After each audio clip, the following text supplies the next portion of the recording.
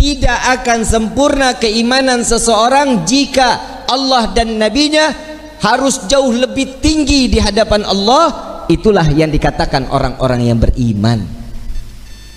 Sayyidina Umar bin Khattab, ada yang kenal Sayyidina Umar?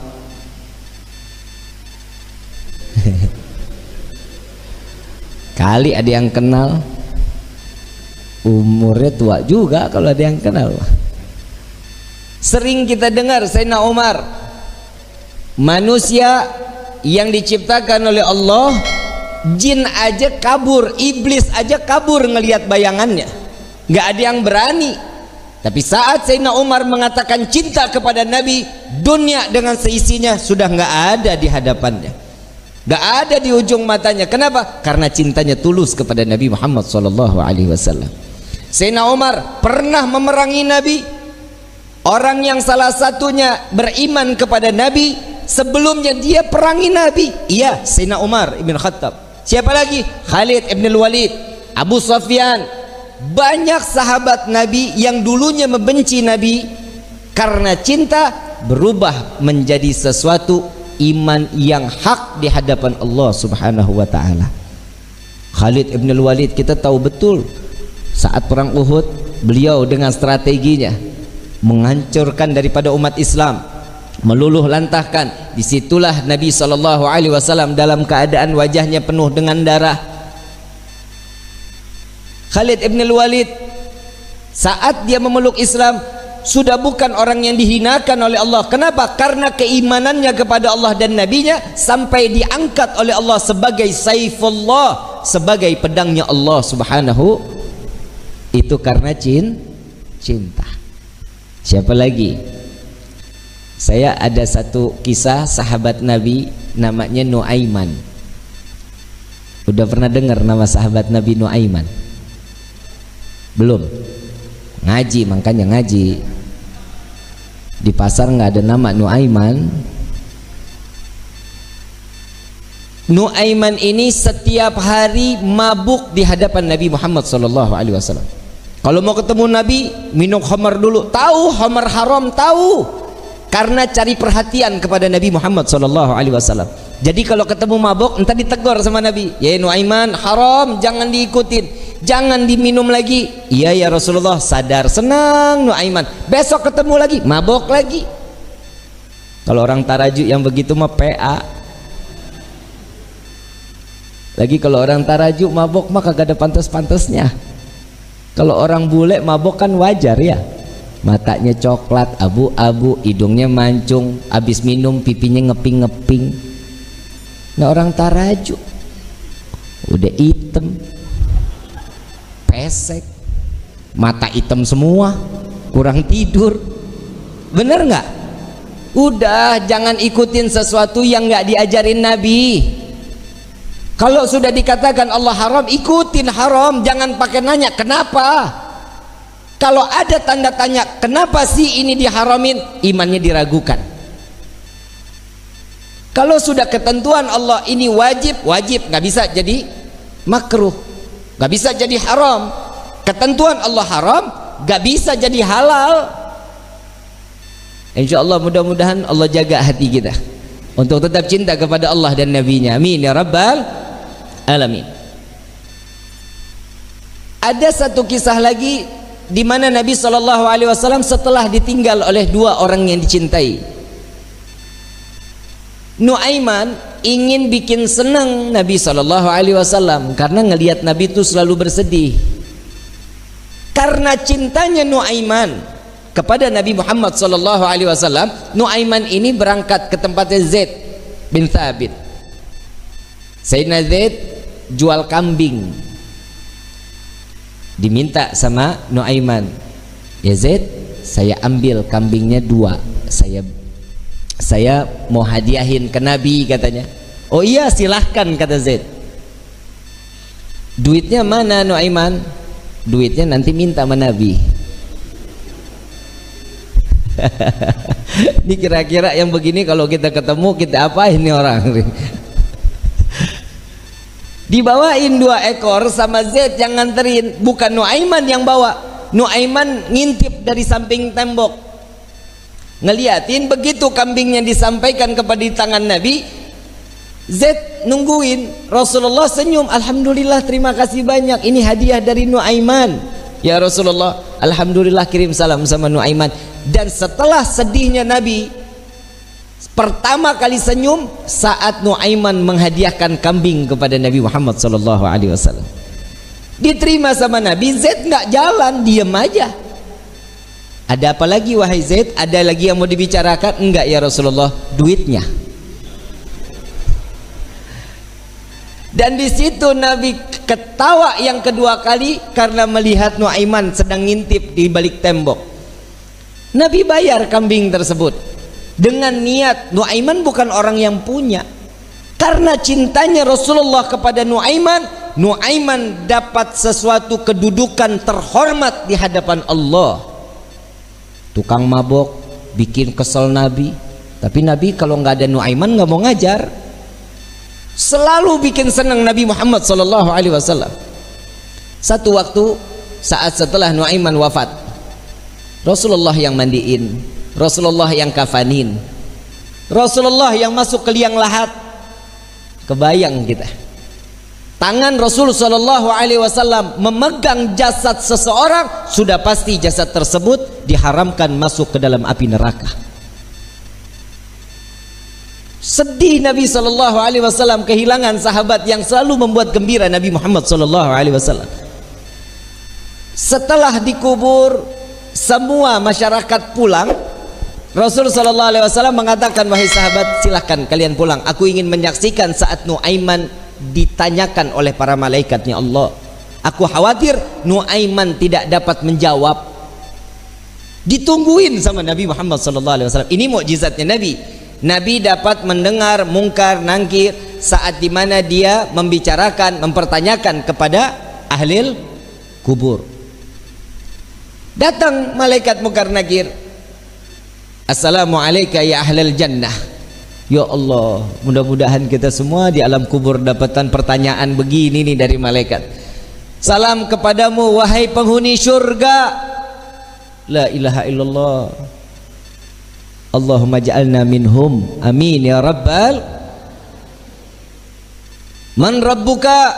Allahu rabbi, kata Nuaiman. Wa man nabiyuka? Coba ulang pertanyaannya, kata Nuaiman. Wa man nabiyuka? Tunggu, kayaknya saya salah dengar. Wa man nabiyuka? Jangan kencang-kencang, orangnya masih di atas tuh, katanya.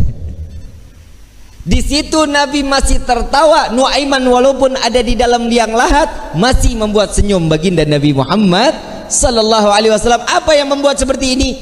Cinta. Kalau sudah mendapatkan cintanya seseorang yang kita inginkan, pasti hidup kita bahagia. Bagaimana kita mendapatkan gapainya cinta Nabi Muhammad SAW? Orang yang bersolawat, insya Allah keluar dari sini, pulang dari sini, berkah hidupnya. Dosanya diampuni oleh Allah, kedudukan diangkat oleh Allah. Satu solawat 10 derajat Allah angkat di hadapan Allah. Jadi nggak ada yang rugi. Kalian duduk lama-lama di tempat ini sama-sama bersolawat. Apa sih manfaat solawat? Nabi SAW saat Isra wal Mi'raj sedang di Buraq, Nabi melihat ada satu malaikat, tangannya, jarinya jutaan, tangannya ribuan. Ditanya sama malaikat Jibril, Rasulullah nanya kepada malaikat Jibril, ya Jibril, ini siapa? Ini malaikatnya Allah ya Rasulullah. Apa tugasnya? Tugasnya dia menghitung butiran air hujan dari zaman Nabi Adam sampai akhir zaman. Tidak ada satupun yang luput dari hitungannya. Enggak ada ya Rasulullah, semua terhitung. Yang netes di laut, yang netes di tanah, yang netes dimanapun, semua terhitung oleh malaikat tersebut. Lalu didatangi oleh Nabi SAW. Wahai malaikat Allah, begitu sempurna Allah ciptakan engkau.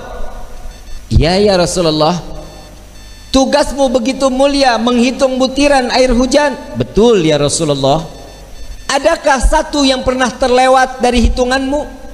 nunduk malaikat ini, ya Rasulullah, ada yang aku tidak dapat menghitung setiap apa yang telah diberikan oleh Allah. Apa wahai malaikat Allah? Tatkala umatmu bersolawat kepadamu, maka dengan rahmat dan keberkahan yang Allah turunkan ke orang-orang tersebut, aku tidak dapat menghitung dari butiran berapa rahmat dan keberkahan yang datang Allah berikan kepada orang-orang tersebut. Sallu ala Nabi Muhammad. Kalian mau suka, mau nggak suka, mau terima, mau nggak terima, semuanya pasti akan mendapatkan keberkahan dari Allah. Keluarnya kalian dari rumah ke dalam majlis ini, setiap langkahnya akan mendapatkan perhitungan kebaikan di hadapan Allah. Na'udzubillah min dalik. Seandainya mudah-mudahan Allah kasih kita umur panjang, kita keluar dari tempat ini, Allah ambil nyawa kita, mati dalam keadaan husnul khatimah.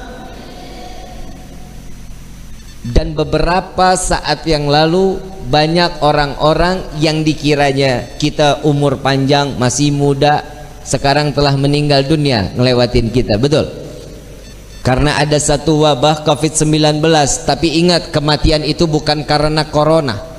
Kematian itu sudah maktub yang telah diberikan oleh Allah. Setiap manusia, kullu nafsin dha'iqatul, setiap yang bernyawa pasti akan mati. Apa meninggal yang betul? Mati apa meninggal? Meninggal. Meninggal. Benar meninggal.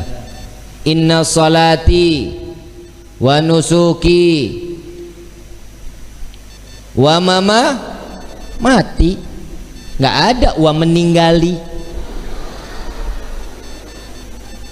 Betul? Udah sama aja udah ya. Mau meninggal mau mati, pokoknya intinya is dead. Paeh. Betul ya? Ujian yang Allah berikan kepada kita berupa corona, inilah dimana Allah akan tingkatkan keimanan seseorang. Imannya tersebut naik atau turun. Nah ini tergantung nih. Ini kan musibah. Ada di perorangan mendapatkan itu berupa ujian atau itu berupa azab. Bib, siapa yang mendapatkan azab? Mereka yang tidak dekat dengan Allah, mereka yang jauh dari Allah, mereka yang tidak beribadah kepada Allah. Ini adalah salah satu contoh azab baru di dunia. Rezeki seret, benar, kerja di PHK. Betul? Coba lihat orang-orang yang mendapatkan ujian berupa ini, ujian dari Allah, ini paling senang. Kenapa? Tatkala dia dekat dengan Allah, orang yang mendapatkan ujian pasti ada kelas di mata Allah. Kalau dia ada kelas di mata Allah, berarti akan ada kenaikan derajat di sisi Allah. Nah tinggal diri kita nih, diri kita dapatnya nih berupa ujian atau azab buat diri kita nih. Ini tergantung dari diri kita. Nggak usah dijawab, Bib saya dapat azab, Bib saya dapat ujian, bukan. Tapi ayo introspeksi diri, sampai di mana ketaatan kita kepada Allah. Coba sekarang, kan dari kemarin-kemarin sholat Jumat libur, betul ya? Tapi di sini nggak libur, jalan terus, nggak ada corona. Alhamdulillah, ada orang juga yang nyaut, Bib, giliran saya mau sholat masjid ditutup. Lah lu dari kemarin kemana aja? Jika ada satu musibah datang ke satu negeri, jika ini menjadi satu mudarat, maka diperbolehkan sholat Jumat di rumah 4-2 orang, terserah, gak apa-apa. Ini diperbolehkan. Tapi jangan coba-coba. Kalau seandainya ini cuman hanya penipuan atau ini sebuah satu kezaliman, maka yang tanggung itu bukan diri kita. Yang nanggung siapa? Urusan mereka yang memberikan satu kebijakan. Jadi kita sami'na wa ata'na aja, ikutin aja bagaimana kisarannya Allah udah memberikan seperti ini. Dari manusia-manusia yang sekiranya dia lalai kepada Allah, membuat kita nggak bisa ibadah kepada Allah, urusan dia dosanya kepada Allah, kita tinggal ikutin aja. Tapi mudah-mudahan semua kita dipanjangkan umur oleh Allah Subhanahu wa taala. Mudah-mudahan wabah corona diangkat oleh Allah. Jika wabah corona ini adalah pasukan Allah yang Allah turunkan ke dunia untuk menyadarkan setiap hambanya, maka insya Allah ya Allah selesaikan semua tugas-tugas mereka. Amin ya rabbal alamin. Ini mau diterusin nggak? Terus nih. Sampai jam berapa kita nih? Hah? Saya kalau udah ngomong nggak mau berhenti loh. Bisa ketemu subuh loh kita loh. Mau sampai jam 4 setuju? Gua mah enggak. Capek loh lidah lo. Hadirin wal hadirat yang dirahmati oleh Allah Subhanahu wa taala. Betapa beruntung setiap manusia yang diringankan langkah kakinya untuk sama-sama mendekatkan diri kepada Allah. Kita keluar dari sini, kita datang ke tempat ini, dari luar datang ke sini, yang pertama dengan niat mencari ridha dari Allah. Jangan niat snack, percuma, nggak ada snacknya juga. Betul nggak? Gua aja cuman air putih. Tadi ngopi juga di rumah Pak Suha. Pak Suha numpang ngopi, tahu di masjid nggak bakal ada kopinya. Nah tiap hari kita datang ceramah kasih air putih dikira gue mujair kali. Mesti ada warnanya kayak manis-manis gitu kan, enak ya. Bener Bib ya? Manisnya kayak Habib Alwi. Hadirin wal hadirat rahimakumullah. Sama-sama saya mau ngajak sholawat, boleh? Yang ada air, airnya dibuka. Kita baca sholawat tibil kulub. Yang punya penyakit, insya Allah penyakitnya diangkat oleh Allah. Berkah di hari Jumat ini, mudah-mudahan sholawat ini diterima oleh Allah dan ini menjadi suatu kebaikan buat diri kita. Amin ya rabbal. Yang kurang ibadah, insya Allah berkah sholawat ini kita makin ditingkatkan tingkatan iman ibadah kita kepada Allah. Amin ya rabbal.